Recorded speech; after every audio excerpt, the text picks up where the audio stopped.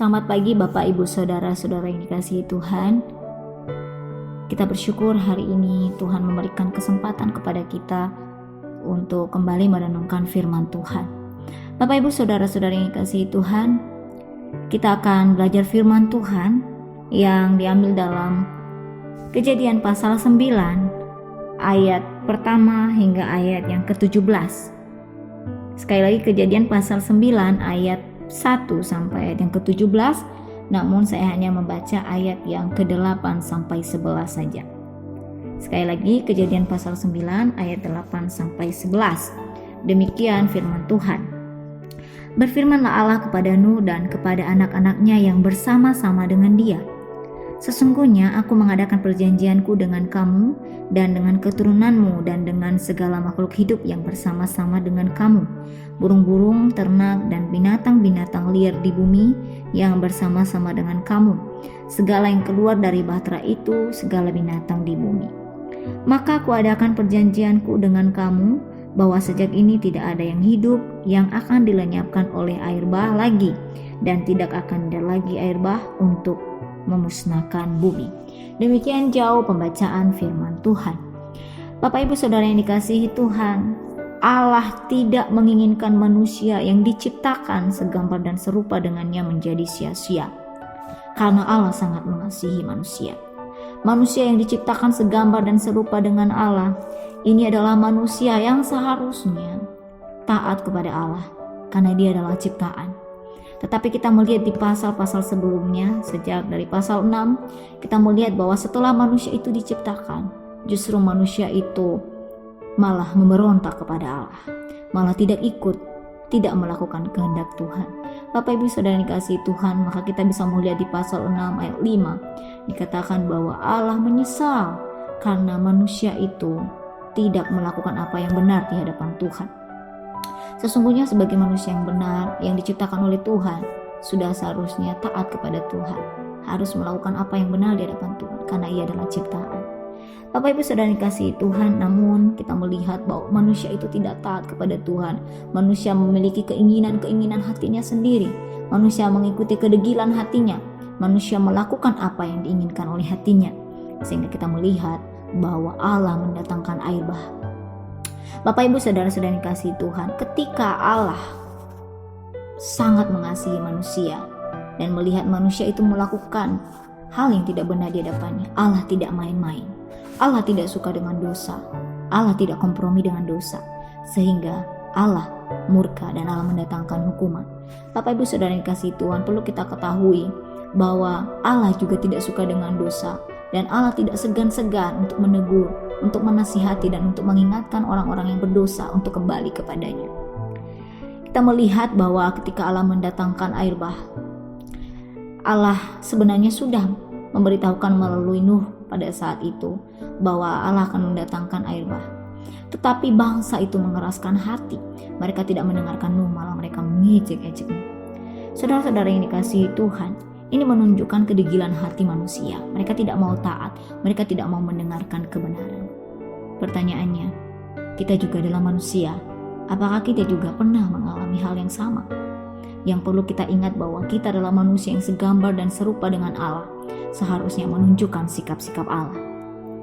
Bapak Ibu Saudara yang dikasihi Tuhan, Allah yang kita sembah adalah Allah yang adil dan juga kasih. Di dalam keadilannya, Ia juga tetap menunjukkan kasih-Nya. Allah tidak segan-segan menegur, menasihati, mengingatkan manusia yang jatuh dalam dosa, yang menjauh dari kebenaran Tuhan. Dalam hal ini kita bisa melihat bahwa Allah ini sebenarnya menggambarkan seorang ayah, yang sangat peduli kepada anaknya, dan dia tidak mau kalau anaknya jatuh ke dalam dosa. Dia tidak mau kalau anaknya terus-terus melakukan kesalahan. Dia ingin supaya anaknya berubah, mau melakukan yang baik, sehingga Allah menegakkan keadilannya. Dan di dalam keadilannya perlu kita ketahui bahwa Ia juga sangat mengasihi manusia. Dan kasih-Nya ini membuatnya kembali menolong manusia itu. Bapak Ibu yang dikasihi Tuhan, bagaimana kasih Allah? Kita bisa melihat di dalam Kejadian pasal 9 ini, Allah memberikan janji-Nya kembali kepada Nuh, janji yang baru. Bapak Ibu Saudara yang dikasihi Tuhan, Allah memberikan janji, menjanjikan akan adanya kedamaian, akan adanya sukacita bagi umat manusia. Kita melihat di ayat yang ke-11, katakan di situ, maka aku adakan perjanjianku dengan kamu, bahwa sejak hari ini tidak ada yang hidup yang akan dilenyapkan oleh air bah lagi, dan tidak akan ada lagi air bah untuk memusnahkan bumi. Hal ini menunjukkan bahwa Allah tidak mau kalau hidup manusia yang segambar dan serupa dengannya menjadi sia-sia. Karena Allah itu sangat mengasihi manusia. Pada saat itu Allah menyampaikan kepada Nuh, dan itu sebenarnya di mana ada hidup yang baru, di mana Tuhan menginginkan kepada orang-orang, kepada manusia, supaya manusia itu setelah diberikan kesempatan, manusia itu bisa memiliki hidup yang baru, kembali kepada jalan Allah. Manusia diberi kesempatan untuk memulai sesuatu yang baru dari awal. Demikian juga kita. Banyak kesempatan-kesempatan yang Tuhan berikan kepada kita dalam kehidupan kita. Kesempatan-kesempatan yang diberikan seharusnya itu menjadi cambuk bagi kita yang menyakitkan. Di mana ketika seseorang menerima kesempatan, maka ia akan menghargai kesempatan itu. Dan ia mengingat-ingat kesalahan yang pernah dilakukannya. Dan ia terus hati-hati untuk tidak akan jatuh lagi kepada kesalahan yang sama. Bapak Ibu yang dikasihi Tuhan, kita sering kali mengecewakan Tuhan dengan sikap kita, perkataan kita, pikiran kita. Namun kita perlu tahu bahwa Allah terus melimpahkan berkat-Nya bagi kita. Meskipun kita kadang jauh daripada Tuhan, meskipun kita kadang melupakan Tuhan dalam setiap perencanaan kita, dalam setiap kita bertindak, dalam setiap apapun yang kita lakukan, dalam setiap apapun yang kita pikirkan. Tetapi ketika kita mau ingat kembali kepada Tuhan, Tuhan tetap terus melimpahkan berkat-Nya kepada kita.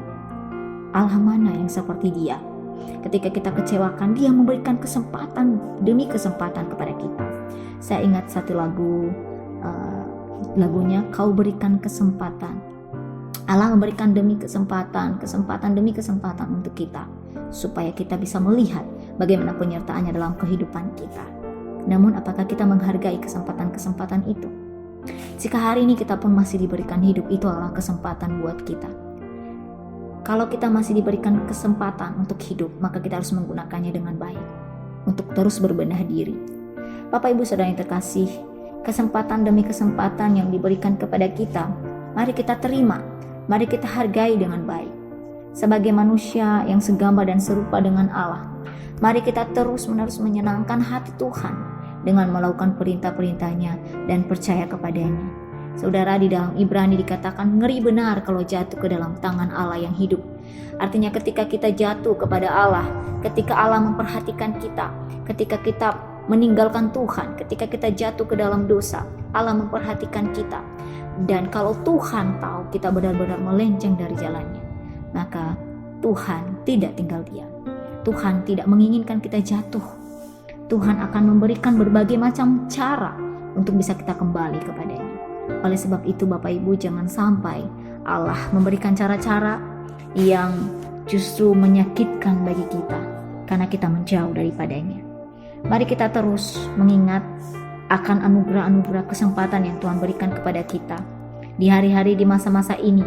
Mari kita mempergunakan waktu-waktu kita. Mungkin kita ada di rumah, mungkin kita punya banyak waktu luang. Mari kita menggunakan waktu luang kita untuk mengingat bagaimana relasi kita dengan Tuhan, bagaimana hubungan, bagaimana kita menghargai setiap kesempatan itu.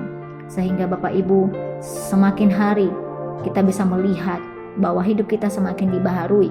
Kita semakin hari semakin menjadi pribadi yang menghargai kesempatan yang telah diberikan oleh Tuhan. Bapak Ibu, kita adalah gambar dan rupa Allah. Kita segambar dan serupa dengan Allah. Maka sebagai segambar dan serupa dengan Allah, kita memiliki sifat-sifat Allah yang harusnya nampak dalam kehidupan kita sepanjang hari, yang dapat dilihat oleh orang yang ada di sekitar kita, dan orang-orang yang di sekitar kita bisa melihat Tuhan melalui hidup kita. Bapak Ibu yang dikasihi Tuhan, mari terus mengingat janji Allah, mari kita terus memaknainya dan menghargainya dalam kehidupan kita. Demikian firman Tuhan, mari kita berdoa. Bapa yang baik, terima kasih Tuhan, kami bersyukur untuk firman-Mu hari ini yang mengingatkan kami dengan kesempatan demi kesempatan yang telah Engkau berikan kepada kami. Ya Bapa yang baik, kami Mohon Engkau memampukan kami menghargai kesempatan demi kesempatan yang telah Engkau berikan, supaya kami dalam setiap pertindakan kami, dalam setiap perilaku kami senantiasa memuliakan nama Tuhan. Terima kasih Tuhan Yesus. Ini doa kami Tuhan, di dalam nama Tuhan Yesus kami sudah berdoa dan mengucap syukur. Haleluya. Amin. Shalom Bapak Ibu, Tuhan Yesus memberkati.